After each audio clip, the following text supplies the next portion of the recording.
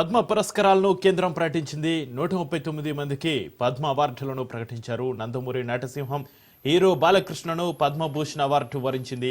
కళల విభాగంలో బాలకృష్ణకు పద్మ పురస్కారం ప్రకటించింది కేంద్రం. మరోవైపు మందకృష్ణ మాదిగకు పద్మశ్రీ అవార్డు వరించింది. వీరితో పాటు మధుగుల నాగభూషణ్ శర్మ, మిరియాల అప్పారావు పద్మశ్రీకి ఎంపికయ్యారు. తమిళ నటుడు అజిత్, నటి శోభనను పద్మభూషణ్ వరించింది.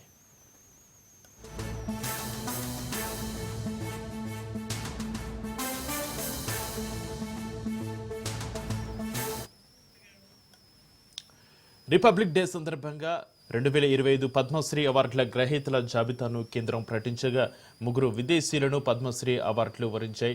ఇక కువైట్ యోగా ట్రైనర్ ఆల్ సబహ్, బ్రెజిల్కు చెందిన వేదాంత గురు బోనాస్ మాసెట్, నేపాల్ జానపద గాయకుడు నరేన్ గురుంగును పద్మశ్రీ అవార్డులకు ఎంపిక చేసింది కేంద్రం.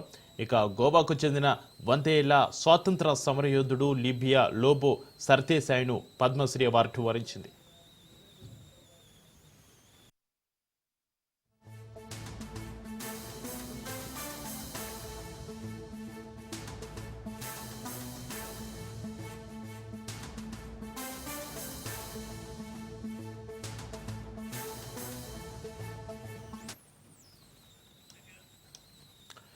ఇక బాలయ్యకు అవార్డు వచ్చిన సందర్భాన్ని పురస్కరించుకుని తెలుగులో పలువురు అభిమానులు, సినీ రంగంలో ప్రముఖులు ఆయనకు అభినందనలు తెలియజేస్తున్నారు. ఈ అవార్డుతో ఆయన తెలుగు సినీ పరిశ్రమకు చేసిన సేవలకు మరోసారి గుర్తింపు లభించింది. ఈ క్రమంలో జూనియర్ ఎన్టీఆర్ కూడా బాలయ్యకు శుభాకాంక్షలు తెలిపారు.